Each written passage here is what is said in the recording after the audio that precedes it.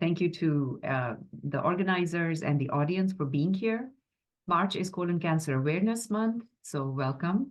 And, let's learn a little more about it, what is new, and how we can do our part in reducing the burden of colorectal cancer screening.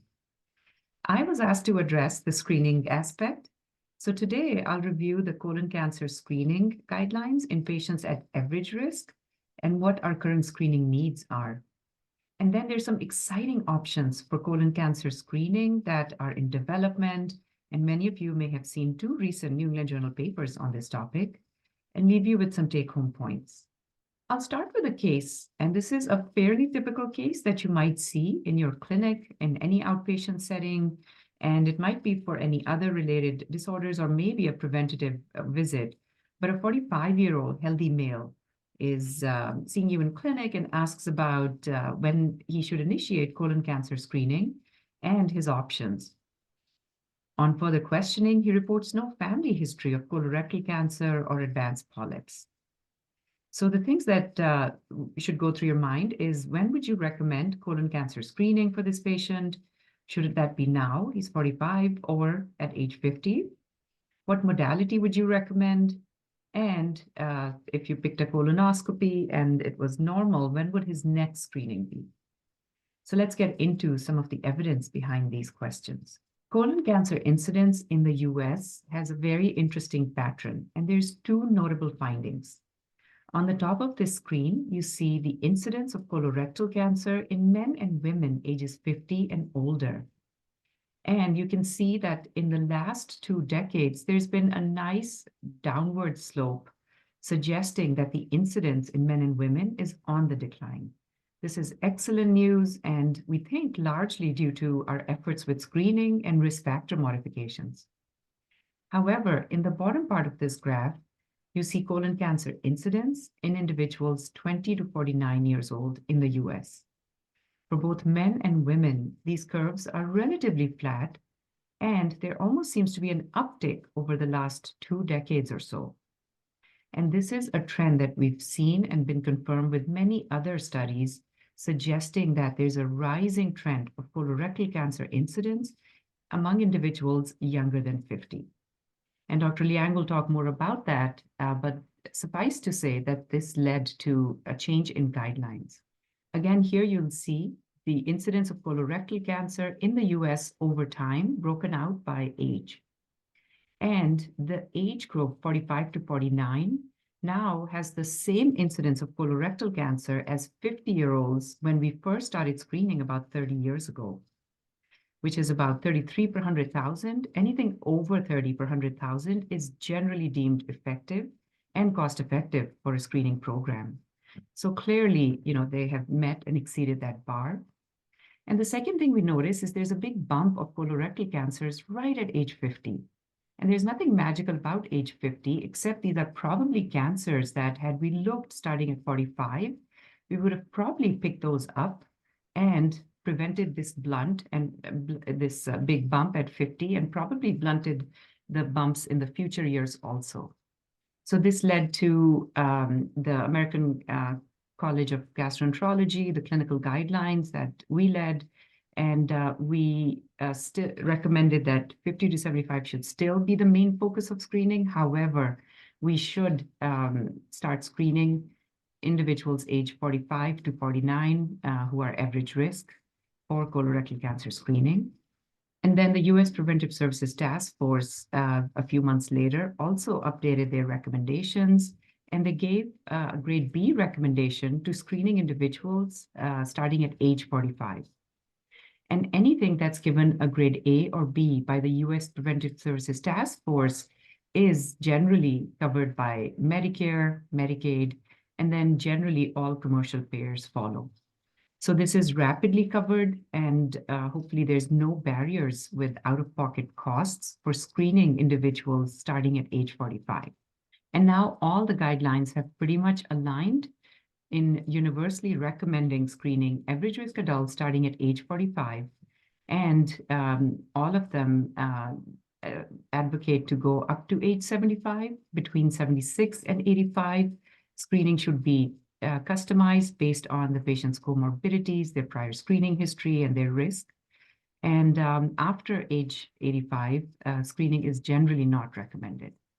And in case you noticed in the news recently, the American College of Physicians, which is a large body representing many primary care providers in the country, came up with their updated guidance. And they actually stayed at age 50 for screening. In fact, they recommended that we should not be screening individuals 45 to 49. And we should really be discussing the uncertainty around benefits and harms of screening in this population. And in terms of modalities, they suggested fecal immunochemical testing or FIT every 2 years instead of every 1 year, which other guidelines suggest, or colonoscopy. And they advised against stool DNA test, which is Cologuard, CT colonography, capsule, or other serum screening test. So it's a little bit of a contrarian guidance, and the debate is ongoing. Many of the GI societies have put out public statements expressing frustration. So there'll be more to come on this. So let's see how we're doing across the US. So if you look at the latest behavior risk factor surveillance system survey, you can see that across the US, different states do very differently in terms of their screening efforts. And in the Northeast, we tend to do better than a lot of other states in the West and the Southwest. And screening rates really need to be up to 80%, we think. So everybody kind of falls short of that 80% mark. If we were to average all the states and across all these areas, the overall screening rates across the US are 68%, which is good, but it also means 1 in 3 individuals that screen eligible is not currently screened. And when we look at screening rates by race, whites and African Americans nationally have similar screening rates, and Asians and Hispanics are really lagging behind. This survey also looked at factors associated with lack of screening. And as no surprise to the audience, lack of health insurance is strongly associated with lack of screening. But perhaps a low-hanging fruit that we should think about in our practices is lack of regular healthcare providers. So these are individuals or patients that have insurance, they're in our healthcare systems, they just haven't seen a physician to have that opportunity to discuss colon cancer screening or be offered any options. So perhaps reaching out to them, educating them, and bringing them into the fold should be our priority. And now with changing the guidelines, we've added another 21 million adults between the ages of 45 to 49 that are now suddenly screen eligible. So how do we deal with this burden, and how do we do it in a health equity framework? So when we add these individuals 45 and older, our screening rates actually plummet to just about over 50%, which is way short of our goal of 80%. And the question is, how do we get there? So that begs the question, who and how? The who are the newly eligibles, those that are overdue, and those that were never screened, that we just haven't had a chance to bring into our screening fold. We need to think about endoscopic capacity and access, and do all of this in a framework that ensures health equity so that individuals that have attenuated risk factors, high burden of social determinants of health, aren't left behind in our screening efforts. Our goal is to get to 80% in every community. And what we have to realize is what got us here to this current number of 59% may not be enough to get us to 80%. So we really kind of need to organize our strategies and enhance them. So in terms of which modality to use, so here's our current screening options. The first 3 listed are the most commonly used in the US, colonoscopy being the predominant screening modality, followed by FIT, which is fecal immunochemical test, and then the Cologuard test. And you can see they all stack up pretty well in terms of sensitivity for colorectal cancer, specificity, and again, colonoscopy is the most sensitive and requires repeating in the longest interval, which is 10 years, but it tends to also be most resource intense and invasive. And the other 2 are stool-based, relatively easy, non-invasive tests that lead to a colonoscopy if abnormal. And then there was a recent randomized controlled trial on colonoscopy screening. This was called the Nordic trial, and this was published in New England Journal of Medicine last year. And essentially, they randomized individuals in these 5 Nordic countries into either receiving colonoscopy. They sent them invitations and multiple reminders to schedule a colonoscopy, or usual care, which was no screening in these areas. Now, there's several important findings. One, the invitation was taken up only by 42% of people for colonoscopy. So that itself tells us that not everybody prefers a colonoscopy.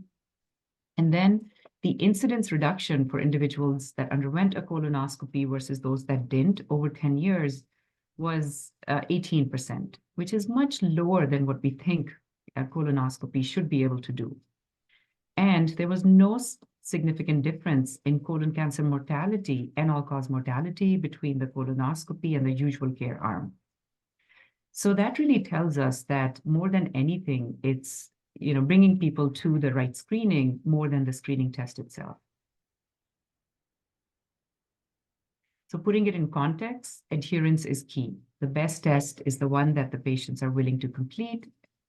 So the study really emphasizes that the best test is the one the patient will complete. And if patients won't do colonoscopy, clearly it's not going to benefit them, just offering it to them. The quality of the colonoscopy matters to render it more effective. And the study was underpowered for colon cancer mortality differences.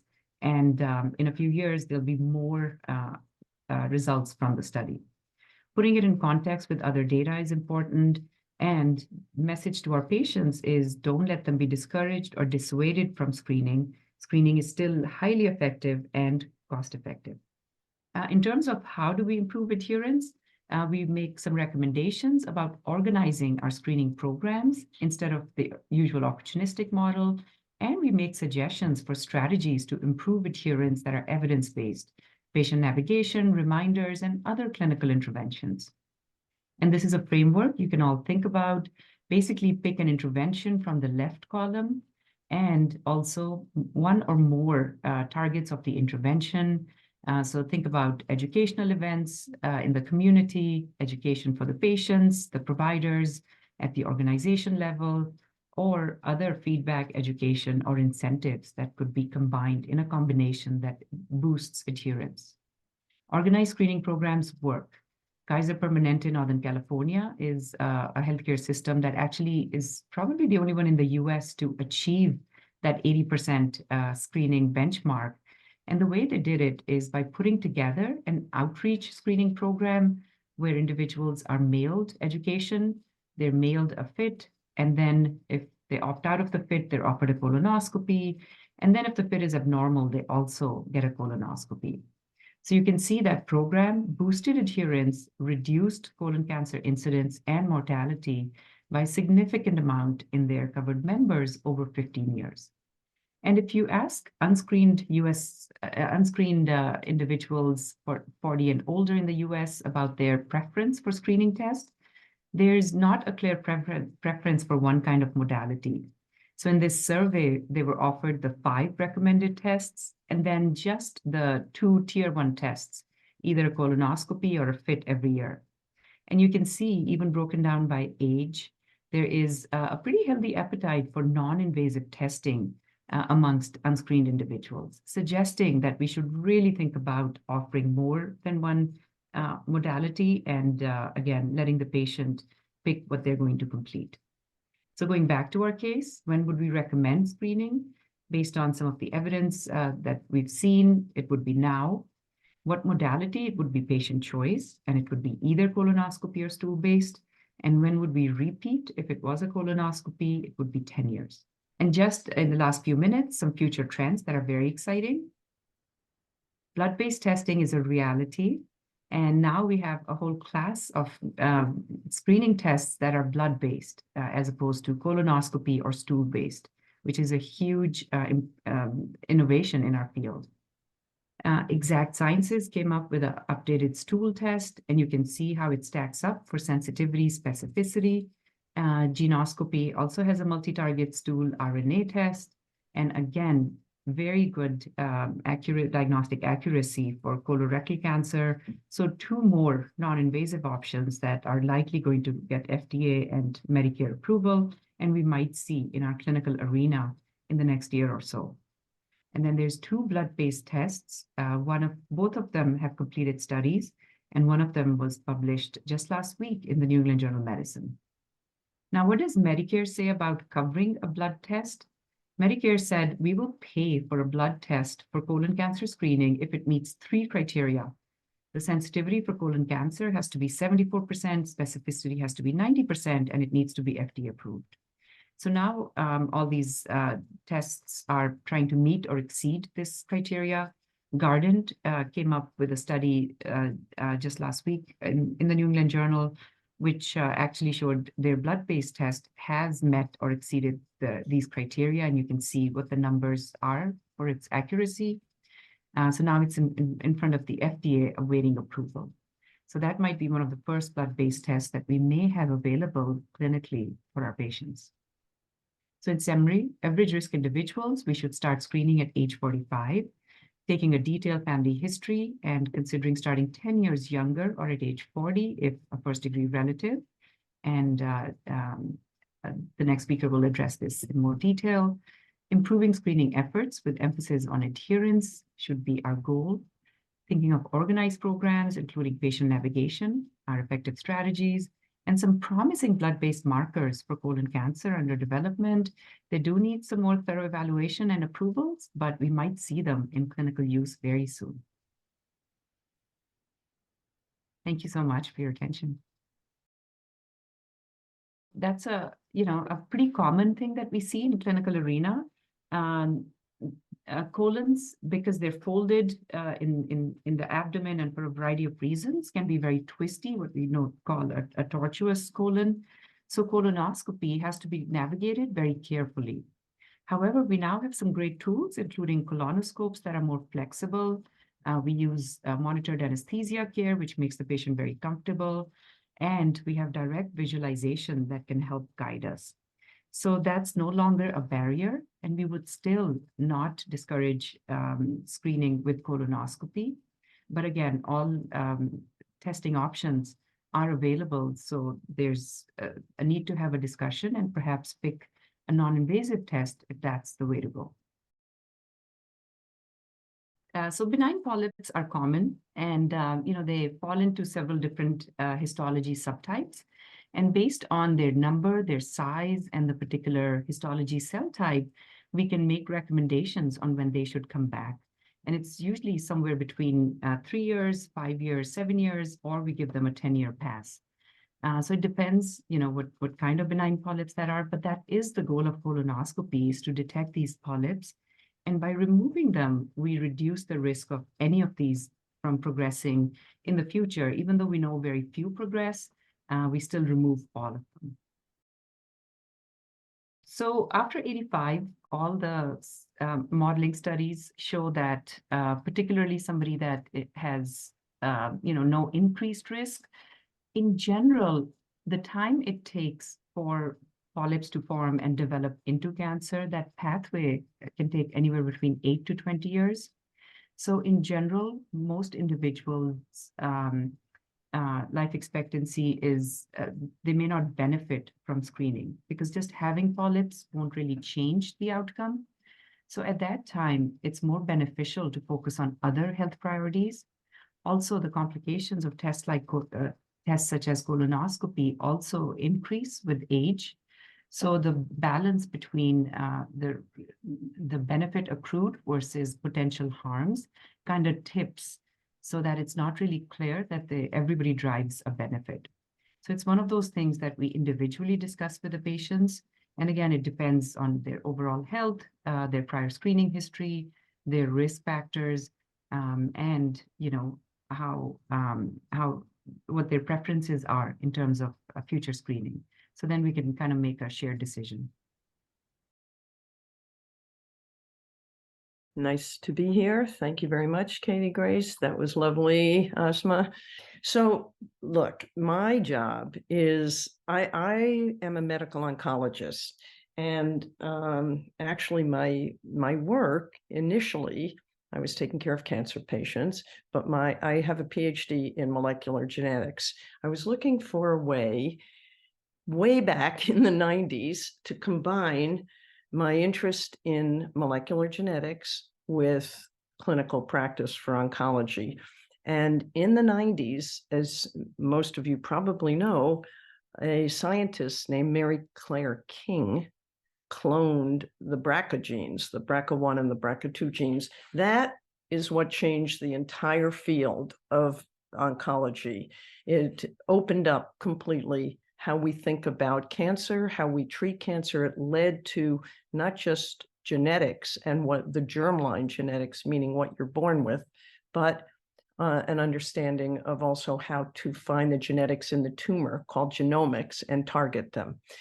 So my whole career since then has been trying to look at what we can do to help people prevent cancers, or if they've had a cancer, prevent a second cancer.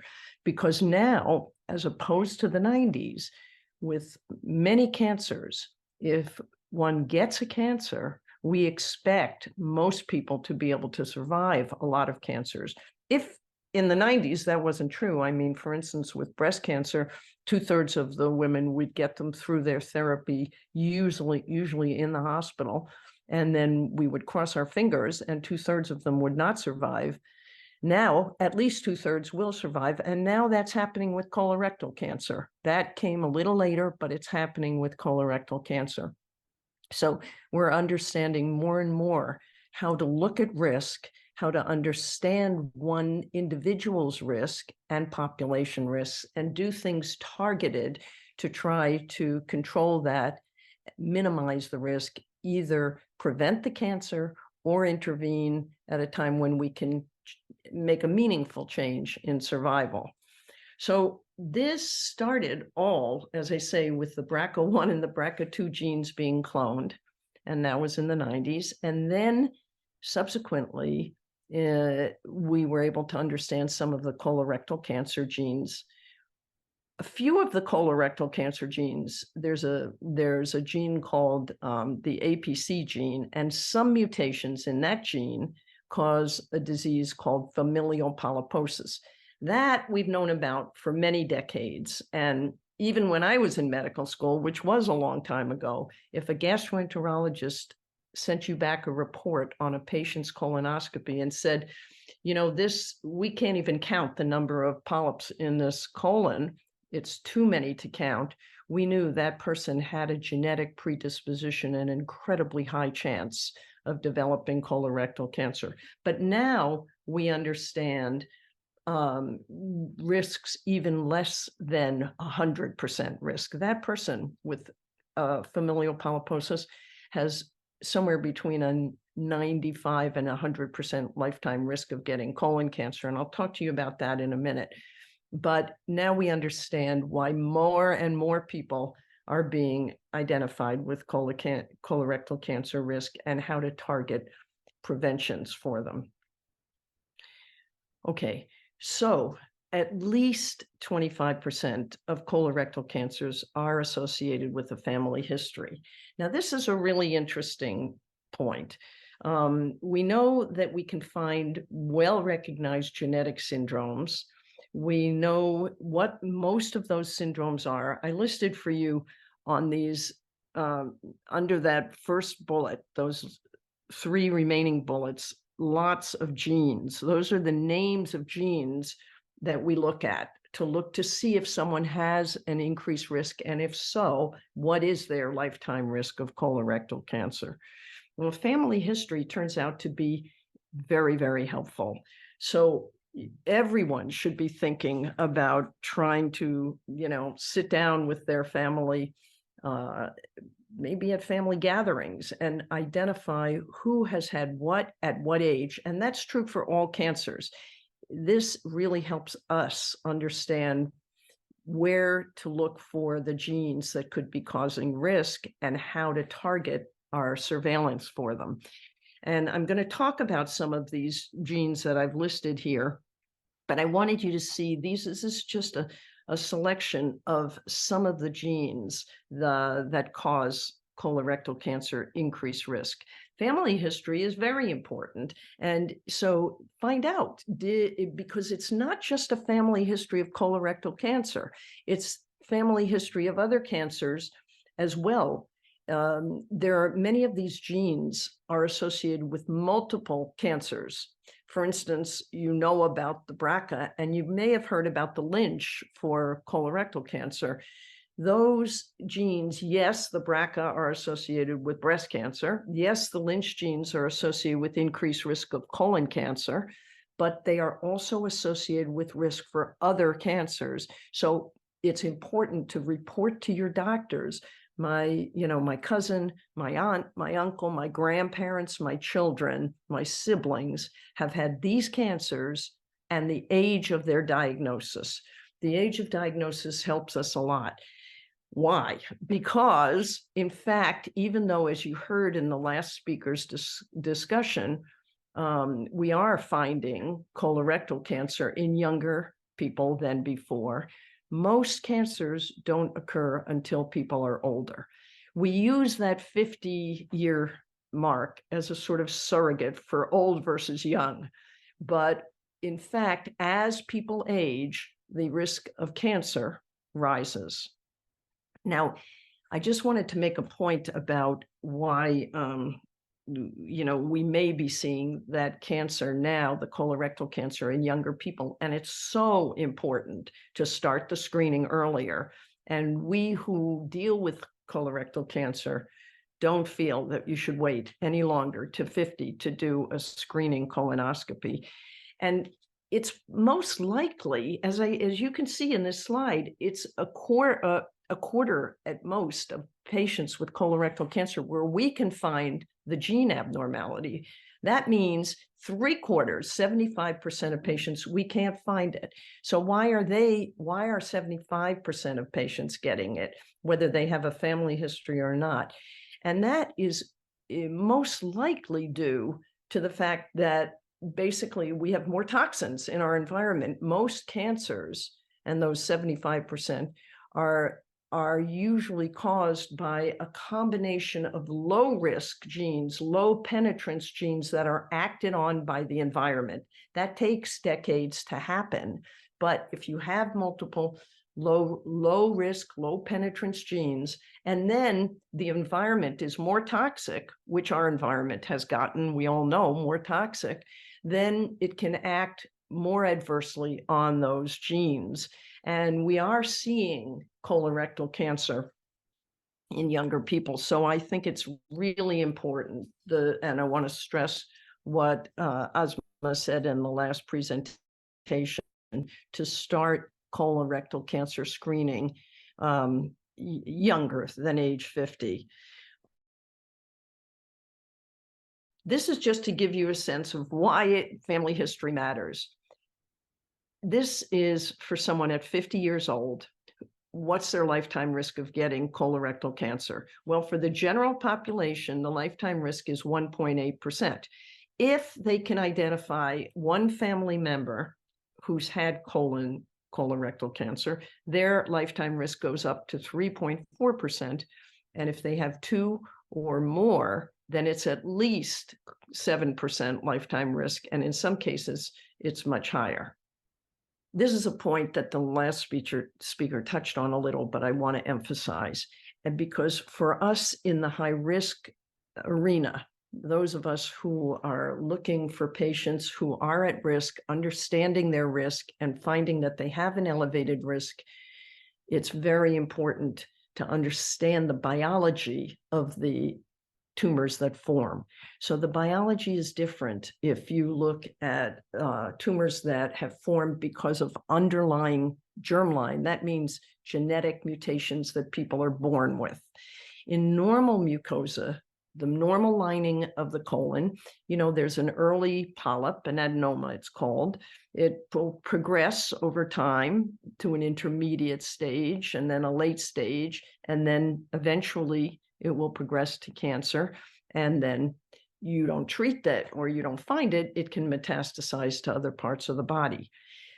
the biology of many of these other colon polyps and colon cancers that are that the engine is an underlying germline genetic mutation, that biology is very different. And there's an accelerated progression from that early adenoma to a cancer.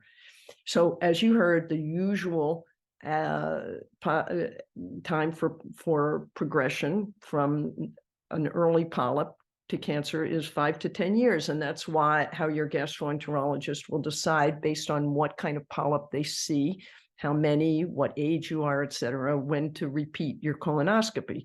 But for instance, in Lynch, if we find a Lynch associated polyp, someone with a Lynch mutation who gets a polyp, a colon polyp, those people have to have colonoscopies much, much more frequently the rest of their life, because those polyps will progress to cancer in less than 3 years usually, and often less than 2 years.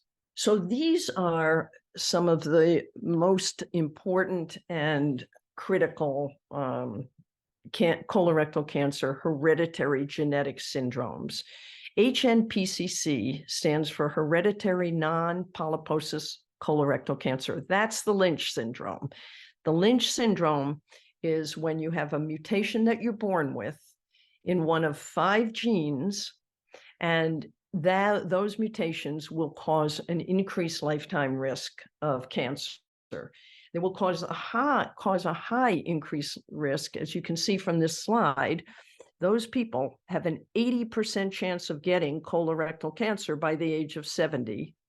And they also have, for the women, a high risk of getting endometrial, that's uterine cancer, 60% by age 70. That's very high because uterine cancer in the general population is very low. So these 2 things are really important to know about in your individual history and in your family history. If there is an early onset endometrial cancer, anyone in the family who's had a uterine cancer before menopause, or a family history of colorectal cancer and endometrial or colorectal multiple family members, or colorectal cancer under the age of 50, that person should be tested for an underlying genetic germline mutation. You can see that there are other cancers, as I was talking about in the beginning, there are other cancers associated with Lynch. Everybody thinks of Lynch, rightly so, they think of the risk of colon cancer because the risk is so high, 80% by age 70, but they have a risk not just of colon cancer and uterine endometrial cancer, but also stomach, gastric, ovarian, and then these others, kidney, biliary, small bowel, pancreas, brain, sebaceous adenoma. Those are less, but the gastric, the stomach and ovarian is significant, 12 and 11% each. That's a high risk in the general population. So we screen these people once we find that they have a predisposition to colon cancer because of one of the Lynch mutations. We screen these people for gastric, ovarian, endometrial, and we pay close attention to these other cancers that are mentioned. When I was in medical school, we already knew about these polyposis syndromes, at least 2 of them, the most common. One is called FAP, familial adenomatous polyposis, and the other is called AFAP, attenuated familial adenomatous polyposis.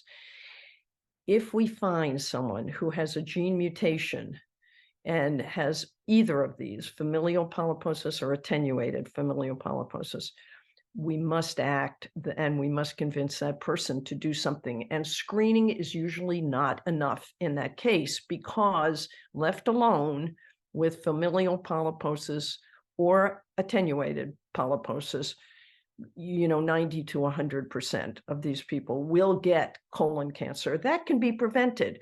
People are very afraid of surgery, but actually surgery in these cases is highly effective. People return to a normal life. They don't, in general, wear a bag as in the old days. You return to a normal life. You have to adjust to the new, to your new colon loss and the dietary changes, but you adjust and then you go back to living normally. It's very important that if you find this kind of genetic syndrome, that we act and prevent this cancer, because these people will get cancer. The MAP-MYH associated polyposis is a little different. It's somewhere in between the hereditary non-polyposis syndromes, the Lynch, and the polyposis syndromes in terms of risk. The non-polyposis syndromes are called non-polyposis because you don't see this thing where there are so many polyps that the gastroenterologist calls you and says, I know this person has a genetic predisposition to colon cancer. In her non-polyposis syndromes like Lynch, they can have only a few polyps. So it's very important to identify these patients with genetic testing and then institute, really clear surveillance guidelines that will help protect them. So I wanted to make this point, and I make this point all the time when I'm teaching, because it's so different now and it's so important. This harkens back to what I said about the 90s. As I said, it's now true. It's become true with colorectal cancer that we expect to get most of these patients through if they get a diagnosis of colon cancer, we expect to get them through their treatment. We expect them to be able to go on and live a full, long life. That was not true in the 90s. It is true now. And it's very important that if we now are going to get someone through a diagnosis of colon cancer, get them to what we hope is a cure, we certainly don't want them to be brought down by another cancer that if we had thought to check them for and screen them for, we might have been able to prevent. So this is why I think this is so important. If you look at the Lynch, the hereditary non-polyposis cancer syndrome, once you diagnose a cancer in that person, within 15 years, 50% of those patients will have another cancer, a second colorectal cancer, or if they had a different cancer first, a new colorectal cancer or uterine cancer.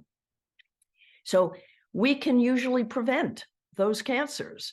And that is, we have large cohorts now of Lynch patients who have had 2, 3, 4. I have patients who've had 5 cancers in Lynch, and they've survived them all because of the screening to pick that up if it's going to happen early enough. So it's very important with the non-polyposis colorectal cancer genes to make sure you screen for the second cancers, get them through their first diagnosis, and make sure they don't get brought down by a second cancer that could have been prevented. With the familial polyposis syndrome, it's a little bit different. The risk of a second cancer, once you've addressed the first and taken them through that, is much smaller. You can see that there's a 4 to 12% risk of duodenal or periampullary cancers. There's even a smaller risk of these others that are associated with familial polyposis, like pancreatic and thyroid, gastric, bile duct, adrenal, and central nervous system. It's small. So that is not, you're not very many of those patients are at risk for a second cancer. But if you find a family or an individual who has a familial polyposis syndrome, not only do you have to protect them, but you have to make sure that if they have children, you protect the children, because the children, for the first 5 years of life, have an increased incidence of hepatoblastoma. So it must be told to the pediatrician, and they must have serial AFPs, that's a blood test, and a liver scan for the first 5 years of their life. So these are the guidelines, and this is why it's so different than normal polyps that forms, we call them sporadic polyps that form in an individual, and where you heard about waiting 3 years, 5 years, 10 years for another colonoscopy. These are the guidelines if somebody has something like a Lynch, a hereditary non-polyposis cancer syndrome, a genetic mutation that changes the biology of those polyps, and cancer develops quickly. You must start colonoscopies at the age of 20 to 25, every 1 to 2 years. Remember, I said, I don't really let these people go 3 years ever, because we end up finding cancer. Whereas if you do the colonoscopies less than 2 years, you might find a polyp and not a cancer. And then after the age of 40, they have to have colonoscopies at every year. The endometrial and ovarian cancer surveillance, what I wrote here is really for endometrial cancer, because we don't have really good ovarian cancer surveillance. And that's something important for all women to know. Still, even now in this day and age, most ovarian cancer is diagnosed at a late stage. It may be treatable, but it is late stage ovarian cancer is not curable. So when we have a patient who has an increased risk of ovarian cancer at a certain point, which we have to determine in terms of the patient's life needs, where they are in terms of age, where they are in terms of family planning, et cetera, at a certain point with an elevated risk of ovarian cancer, the best option is to remove the ovaries. Uterine or endometrial cancer, which is much the thing we worry about with Lynch syndrome, that we can do surveillance and pick up early uterine cancers that can be cured. So that is endometrial aspiration, transvaginal ultrasounds, and a blood test called the CA-125. That starts at the age of 25 to 35 and is also every 1 to 2 years. These are the guidelines for those polyposis, those adenomatous familial polyposis syndromes, where I told you basically close to 100% of patients with that syndrome will end up with colon cancer if you don't do something. You must start for familial adenomatous polyposis. You must start screening actually sigmoidoscopies at the age of 10 to 12, young, because those polyps have a predilection for the rectum. But in both familial adenomatous polyposis and attenuated familial adenomatous polyposis, all of them, the colonoscopies start in the late teens or early 20s and go every 1 to 3 years. And you do stomach and duodenal screening with endoscopy as well. So what do we do with these patients to help them? The surveillance that you heard about in terms of colonoscopy and endoscopy is critical. There are some cases where we have things that will lower the risk. When we say chemo prevention, we're not talking about giving chemotherapy. Chemo in this sense is just a pill, a drug, some medicine like aspirin that can decrease the risk. It's been shown to decrease the risk in the Lynch patients. There's preventative surgery. And we don't have completely validated data on birth control pills, aspirin, and NSAIDs, but we have some data that's leaning, especially with aspirin, towards prevention for the Lynch patients.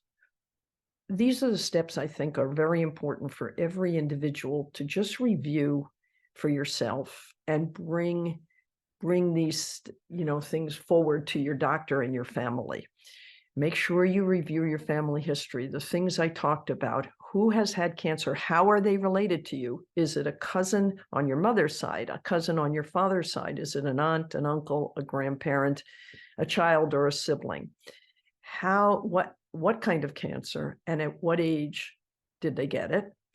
Also, pick up, if you can, other diseases in the family, because there are many times that we get a clue as doctors, we get a clue from something you tell us about, for instance, a skin problem, a skin disease that we know has a relationship to genes that cause cancer. And then talk to your doctor. Don't be afraid. Make sure you advocate for yourself. Listen, when we started this program for high risk and risk screening, cancer screening, people just didn't know anything about it. And many doctors didn't know anything about it. Much, much more is known now. And many doctors are aware, but we still spend a lot of time talking to doctors around the country about thinking about these genes and how to test for them. So if you know that you have a family history and you're worried, just make sure you don't take no for an answer, or if your doctor doesn't know about it, you go and ask for someone to consult who might know about it. They can consider genetic testing. And the main thing, as with the colonoscopies and taking, steps to make sure you do colon screening, is don't stick your head in the sand. You can, even if time has gone by, you can do things that will make a difference.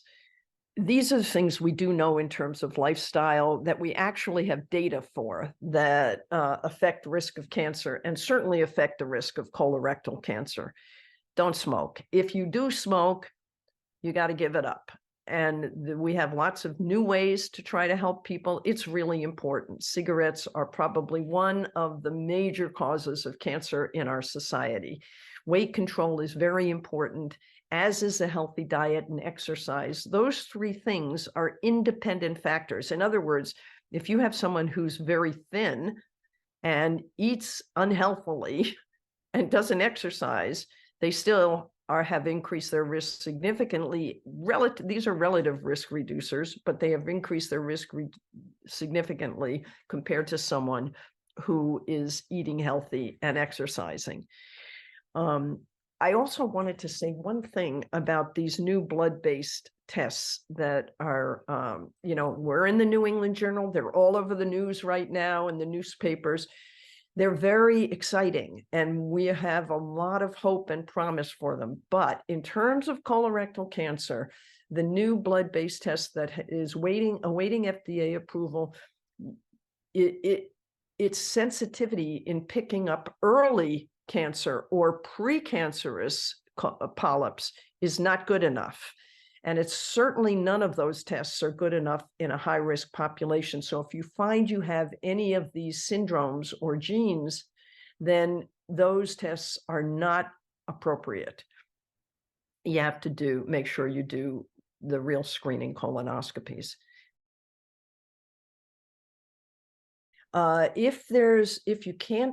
If there's a first-degree family history of colorectal cancer, especially if that cancer occurred under the age of 60, that person should have genetic testing. If there's no gene mutation that can be found, remember, we don't know everything, and we certainly don't know everything about genes. I mean, we can test for all those colorectal cancer genes now, and I couldn't test for half of them 5 or 10 years ago, right? So we know there are going to be more identified, and finding a negative genetic test does not mean that you don't have a genetic predisposition. And then we rely on the family history. And then you look at who has had cancer at what age in your family. In general, we say start screening 10 years earlier than the earliest cancer in the family, but that's sometimes modified based on what we see in each individual case.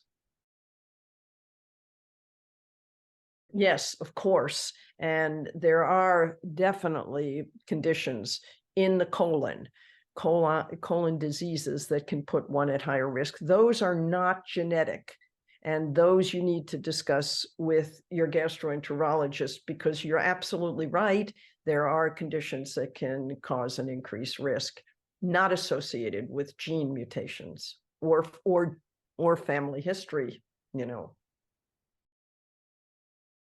Hello, everyone. My name is Peter Liang. I'm an assistant professor in the Division of Gastroenterology, Department of Medicine, and I'm very pleased to be able to share with you a topic today called early-onset colorectal cancer and potential causes, what the research tells us so far. Here are my disclosures. So here's the outline of the talk, and we'll start with talking about what is the problem of early-onset colorectal cancer, who does it affect, why is this happening, and lastly, what should we do? So early onset colorectal cancer has gotten a lot of attention in the lay media in the past several years, partly due to the tragic passing of Chadwick Boseman, shown here, a very famous Hollywood actor who was diagnosed at age 39 and unfortunately passed away prematurely at age 43. Early onset colorectal cancer is conventionally defined as colorectal cancer diagnosed before age 50. And the reason why we use that age 50 as a cutoff is before widespread screening for colorectal cancer was available, we noticed that the incidence or new cases of colorectal cancer increased sharply after age 50. And that's when we had previously defined age 50 as when to start screening in this country. And until 2018, the guidelines throughout the US have been very consistent in recommending screening at age 50. So we define early onset as the population that are diagnosed with colorectal cancer before when we used to start screening at age 50. In 2018, the American Cancer Society was the first organization to update their guidelines and recommend starting screening earlier at age 45 for average risk individuals. And this is partly the data that convinced them to update the guidelines. What we see is that the rise in early onset colorectal cancer incidence, and again, incidence means new cases, began in the 1980s. So on the left-hand side, you see colon cancer, and right-hand side, you see rectal cancer. But the curves are very similar. So I'll just draw your attention to the left-hand side of the figure, which is colon cancer. Now, each of these little panels are different age groups. Starting in the very top left are individuals in their 20s, then to the right, 30s, early 40s, and 40s, and then early 50s. In top row, showing the red. And it's showing the red because we see that the right side of the curve, which is the most recent years, you see this rise in the incidence or new cases of colorectal cancer in these age groups. And this is in contrast to the older age groups, starting in the mid-50s and onward and older. You see that the incidence is actually decreasing over time, which is what we would like to see. And I want to draw your attention to the fact that even though early onset colorectal cancer conventionally is defined as those who are younger than age 50, we see that even in the people in their early 50s, 50, 54, we also see a rise in the incidence of colorectal cancer. And this trend of colorectal cancer incidence shows what we call a birth cohort effect. What that means is, depending on when you were born, your risk for colorectal cancer is different. So the group of individuals with the lowest risk of colorectal cancer are those born around 1950. People who were born earlier than that have a higher risk, and those who were born later also have higher risk. So compared to those born around 1950, those born around 1970 had a twofold increased risk of rectal cancer. And those born around 1990 had a fourfold increased risk of rectal cancer and twofold increased risk of colon cancer. Not only are the new cases of colorectal cancer increasing, but we also see that mortality or deaths from colorectal cancer is also increasing in the younger population. This is a curve of all individuals in the US, all racial ethnic groups combined. You see in the most recent years in this curve, which is around 2015, see the curve is increasing. And again, that shows the new cases, or excuse me, the cases of deaths from colorectal cancer is increasing. And as of 2021, colorectal cancer was the #1 cause of cancer death in men in the United States under age 50, and was the #2 cause of cancer death in women younger than age 50. And you can see in the curves that as of just within the last 10 years ago, colorectal cancer was not even #2 or #3 for men, and around the same for women. So it's really, the trajectory is increasing. And it's projected that colorectal cancer will become the #1 cause of cancer death among both men and women for age 20 to 49 by 2027. So just at 3 short years. So who does early onset colorectal cancer affect? We see that in the most recent data, that early onset colorectal cancer incidence, again, this is new cases, increasing every racial ethnic group in the United States.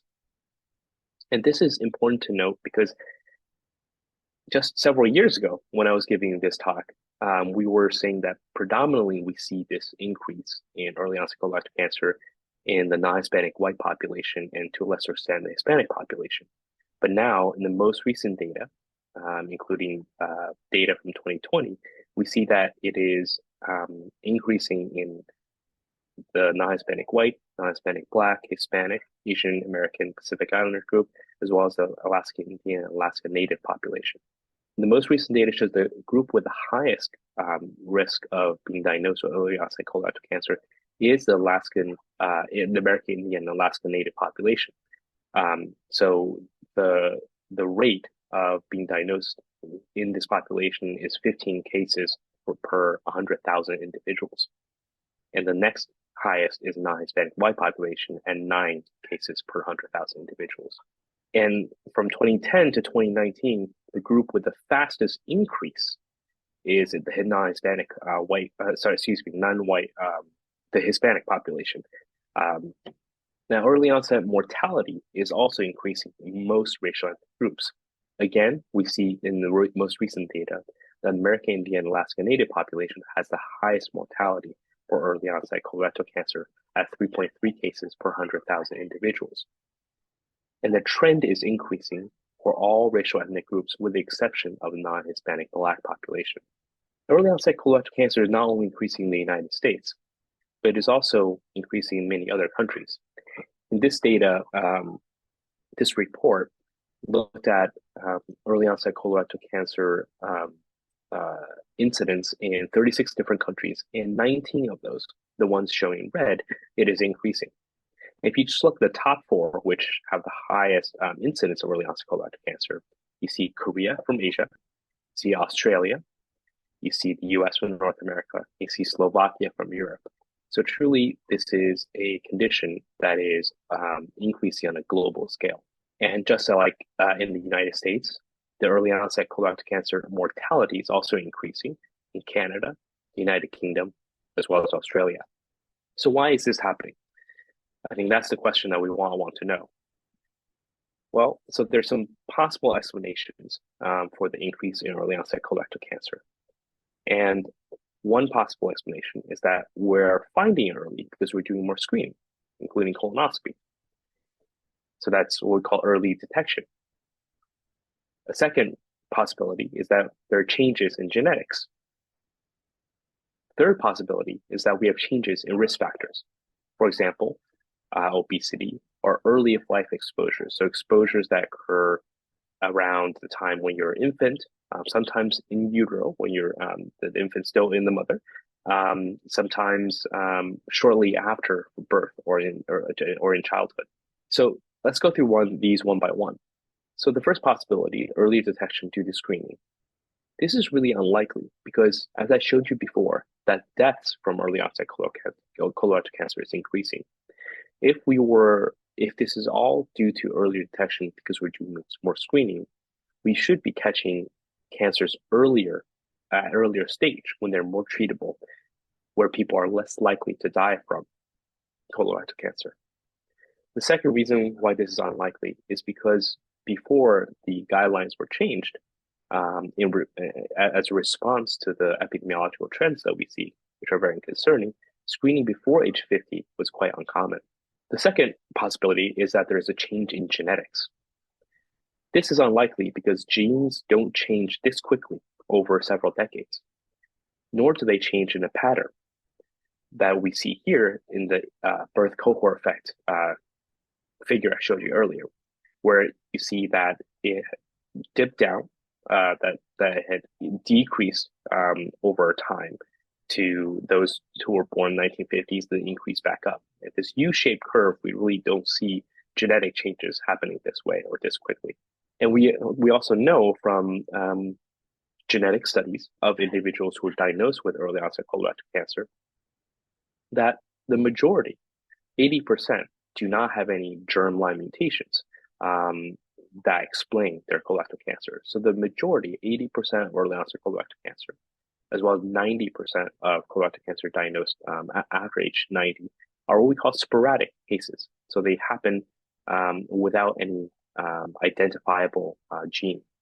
So the most likely explanation for the increase in early onset colorectal cancer is changes in risk factors at a population level at a very large scale. For instance, things like obesity or early life and childhood exposures. And this is most likely because, one, the time frame over several decades is plausible.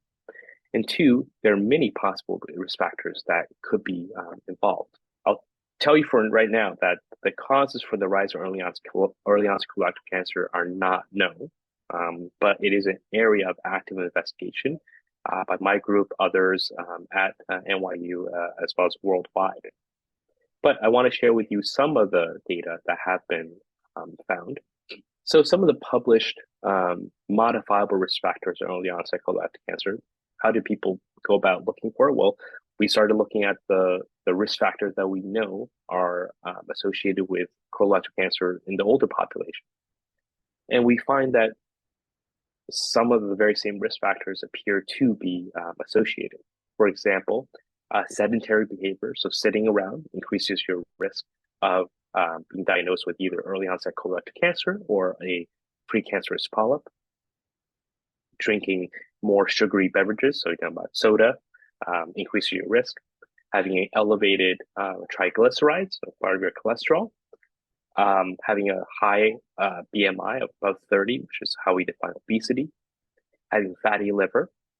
Having a Western diet, tobacco smoking, and eating processed meats such as bacon, sausage, cured meats, and having more than 14 alcoholic drinks per week. Those in the studies, some of the studies that have been showing so far are all increase your risk of early onset colorectal cancer. But not all the studies have been consistent looking at all the different possible risk factors. So this is a meta-analysis, which is a type of study where we try to combine different studies that have looked at a certain risk factor and whether it causes a disease. And what is found that of the several variables that were examined, high alcohol use, high hyperlipidemia, so high cholesterol, and obesity seem to be the ones that have more consistent association. But even for these, for two of these, the high cholesterol and obesity, there was a lot of differences in the different individual studies that made up this synthesis overall study. In addition to the risk factors that I told you about, given the fact that it takes a long time for colorectal cancer to develop, we also need to study early life exposures. So things like antibiotic exposure, the method of childbirth, so whether someone's delivered by cesarean section or vaginal delivery, as well as environmental toxins that we may not even be aware of. So for instance, my group, we did a meta-analysis looking at antibiotic exposure, and this is for all colorectal cancer and colorectal cancer precancerous lesions, not just early onset colorectal cancer. But we found that individuals who had the highest level of antibiotic exposure compared to those who had the lowest levels of antibiotic exposure had a 10% increased risk of cancer and precancerous polyps. And my colleague, Kayleen Murphy at the University of Texas, found that looking at mothers who were overweight or obese, their children were actually more likely to be diagnosed with colorectal cancer with, the increased risk was 2 or 2.5-fold, depending on maternal BMI. However, I want to caution that these data are very interesting and compelling, but the number of cases used in this study was quite small, only about 30 some cases of early onset colorectal cancer. So that does require other studies to confirm the findings, but it is, I think, quite compelling.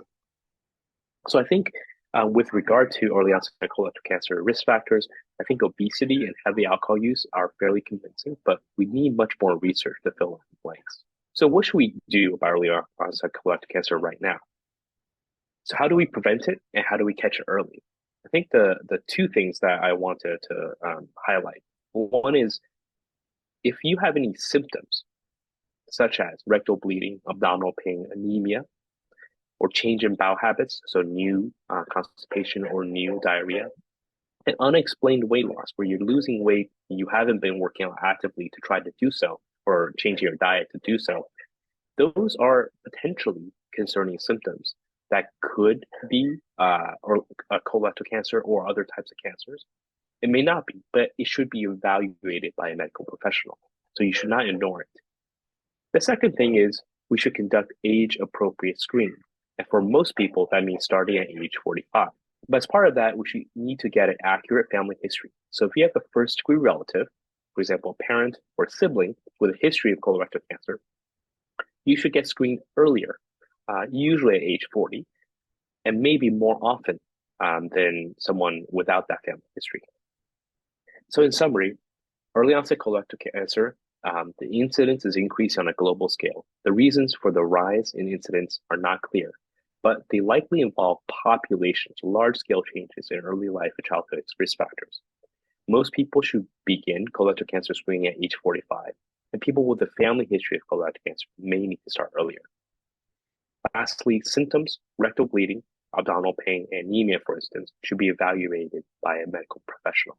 I want to thank you for your time, and unfortunately, I'm not able to take questions live today, but my colleague Aasma Shaukat, who's a world expert in colorectal cancer prevention, will be able to do so on my behalf. So thank you, Aasma, and thank you all for your attention.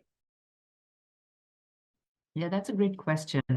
Again, we're just starting to learn about these cancers and compare them to cancers in older individuals. And so far, they appear to behave very similarly, especially the sporadic cancers in younger individuals behave very similarly to cancers in older individuals. So we think they are cancers along the same pathway. Of course, an exception to this is about 20% of early onset cancers can also have a genetic predisposition or an undiagnosed genetic or familial syndrome. And those would, again, be very different, as Dr. Smith outlined. But the sporadic ones behave very similarly.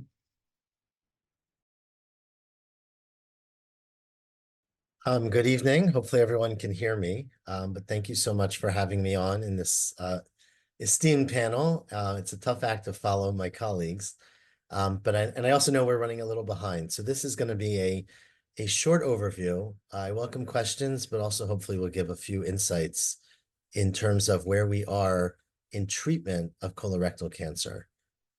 So yeah, I just want to cover a few things, and again, it's going to be much shorter than before, but focused on some of what the advances are in colorectal cancer treatment over the last decades.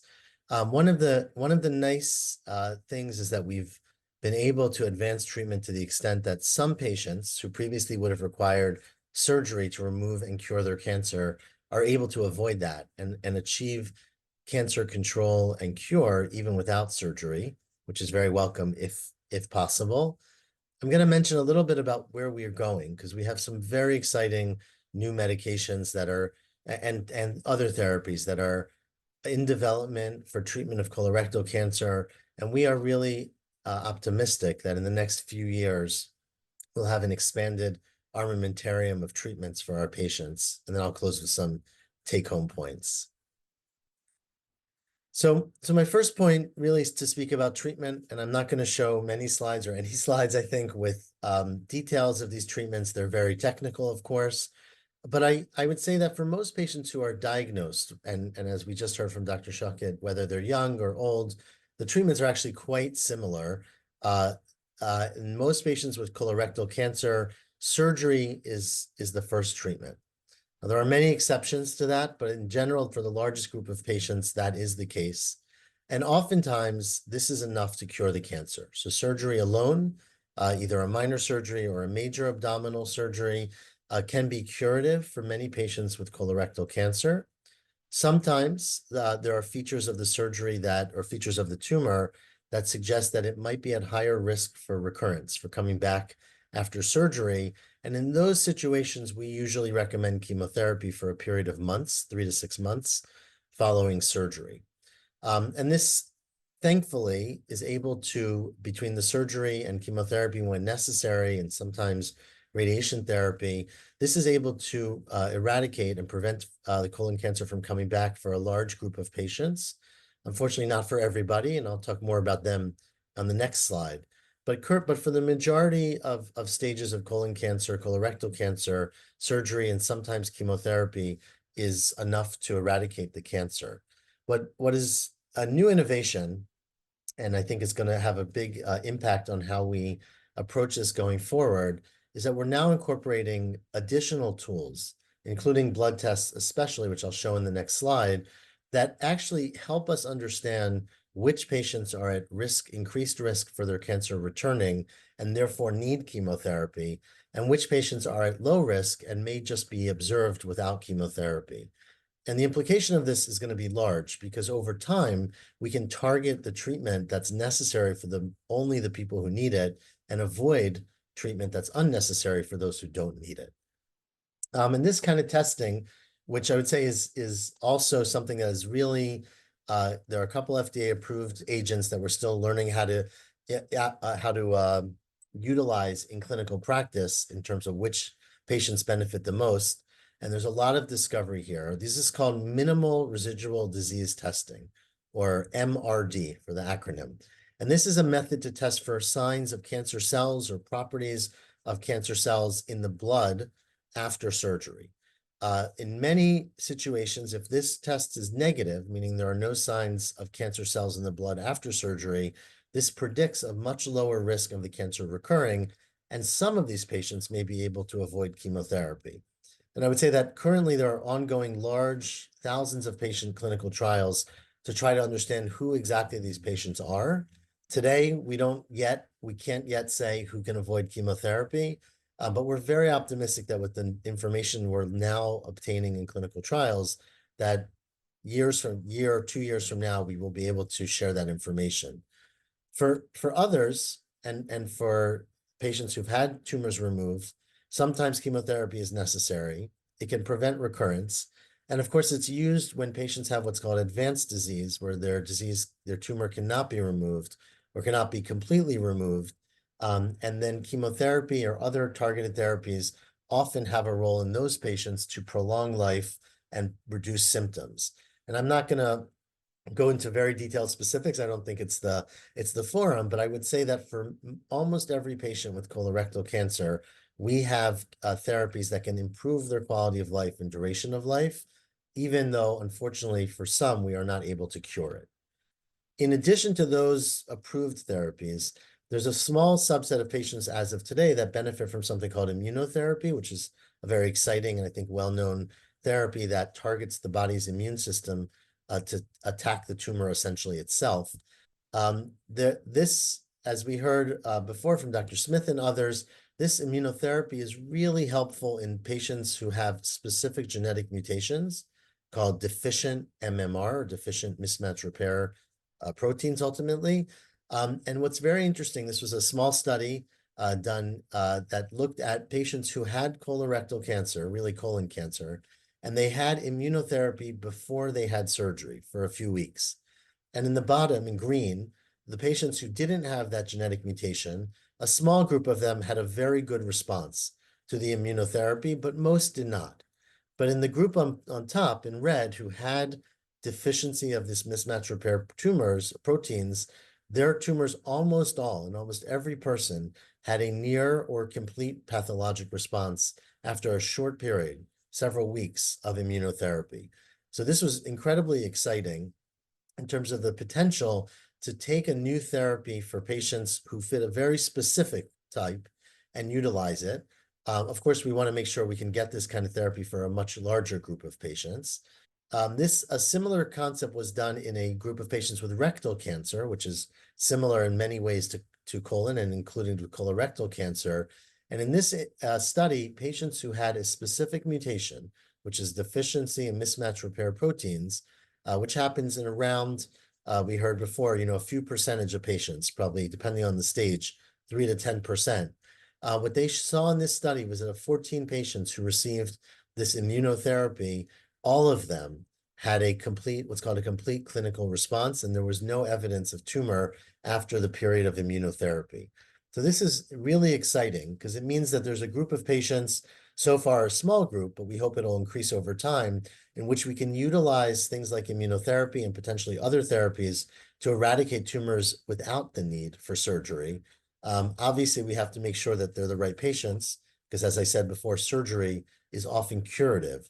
So we don't want to avoid it if it's necessary. So going on from that to very quickly summarize what are called novel therapies. So, we have, as I said, several very exciting therapies currently that are effective in patients, some before surgery, most after surgery. And if a patient has advanced or metastatic disease, then it's always given without surgery. But the question is, what's next? And I think this is really exciting. There are many clinical trials, and we are participating in many of these, as are many other centers in the United States and throughout the world. These are that are looking at new medications that will target specific proteins or genes within the tumor or activate the immune system. And we really are excited by the potential of many of these therapies, including vaccines that we're testing. But perhaps most exciting, at least to me, is a therapy that's really novel, that's targeting a gene called KRAS or KRAS. KRAS is the most common mutated, it's called oncogene in colon and other cancers. And for many, many years, we know that this was a problem, but we were not able to target it. And currently, in the last 5 years, there have been a whole new class of medications that are coming out that are showing a lot of promise in targeting these specific mutations. They're very early. There are a couple that are FDA approved in some settings, many, many more that are ongoing in clinical trials. But the reason these are so exciting is that, we have many exciting agents that target very specific rare mutations within tumors. And that is a very important thing to think about, getting a biopsy, getting what's called molecular or genetic testing of a tumor to understand what mutations are present and potentially what we can target with therapy. And those drugs are very helpful and ongoing. But this sort of is a promise to target a mutation that's very common and maybe in up to 40% of all patients with colorectal cancer. And if over time we can identify medications that can target this could certainly have broad application for many, many patients. So I would just say the last point on this slide, the key is to make sure everyone gets tested. This is true for many things we heard tonight, tested for colorectal cancer. But if they do have colorectal cancer, get tested for the mutations and the specific genes that are altered in their tumor. We want to make sure all patients have access to the best therapies, including the currently approved therapies, and of course, novel therapies that are coming down in clinical trials. And every patient with colorectal cancer should be treated based on the specifics of their tumor, specifically based on what their tumor is, what type it is, and what stage it might be. And finally, in summary, right on time, I would say that, it's important to remember that of patients who are diagnosed with colorectal cancer, most of those patients will have or could have surgery, and many, if not most of them, will be cured with surgery and possibly with chemotherapy. So it's really critical to catch it early. The earlier we catch it, the higher likelihood of being able to cure it and cure it without a maximum interventional surgery and chemo. So that's really important. The use of chemotherapy after surgery is changing, and I think we really are going to see a revolution in understanding how to narrowly tailor that chemotherapy and give it to just the people who need it. As I pointed out, sometimes in specific situations, we can cure colorectal cancer without surgery. I would say those are highly special situations right now, but of course, our hope is that we can expand that over time. And although I didn't go into all the specifics, I would say there are very exciting new therapies, both in clinical trials and preclinical trials in early development that are going to be useful, we hope, for many patients with colorectal cancer. So hopefully, our treatment options will expand for those who need it. And finally, thank you very much. It's my email. I'm happy to take any questions. Yeah, so this is a very technical question, and the answer is sometimes, and that's partly why, colostomy is a procedure where the colon can't be reconnected and is, comes out in a bag, so that a person has to change that after their bowel movements. That it depends very much on the location within the colon and the amount of colon that's removed during surgery. And so there are times, especially if a tumor is lower down in the colon or in the rectum, where that is necessary. I would say that and I'm not a surgeon, so I want to be careful how I answer this, but there's been a lot of advancement in surgical technique and surgical precision so that now there are many patients who previously might have required a colostomy who can avoid it. So it's really critical to get that opinion and to involve your surgical team. And sometimes that involves giving chemo before surgery to downstage the tumor. But we certainly try to avoid it if possible. Sometimes it's absolutely necessary. And it's very specific to the circumstance. I would say in many situations, the numbers really vary based on the stage. But in some patients who've had surgery and chemotherapy, the chance of recurrence might be, say, 10 or 20%, which means 1 out of 10 or 1 out of 5 people will have a recurrence of that cancer. That is certainly not the case for everyone, but there are certainly circumstances where that's the case. And so for those people, those patients, we obviously want them to monitor and catch any sign of recurrence as early as possible. It's not always the case. Sometimes tumors can recur and you don't have any symptoms. But we generally do blood tests and CAT scans and other tests like colonoscopies to help look for early recurrence. But I would say that, sometimes we don't find them, and sometimes the symptoms are things like pain or weight loss or unexplained new symptoms or fatigue. But it's very challenging. And I would say that certainly someone who's once had a cancer that has hopefully been cured needs to remain vigilant, at least for the first 2 or 3 years after their diagnosis. The chance of recurrence happening after that time is certainly much lower. So it's really that first period where it makes sense to be vigilant and inform your treatment team about any changes. The short answer is yes. There are many side effects of treatment, of surgery, of chemotherapy, of radiation. And there are times where what I think the questioner is calling complementary therapy can be helpful in managing side effects or managing symptoms of cancer itself. The tricky part with all complementary therapies is that we don't always know how they'll interact with other therapies, or they haven't been tested as extensively or as deeply usually. And so it's just important to make sure that you tell your providers about any other medicine or therapy you're taking or doing. Very often they'll be supportive and it can help.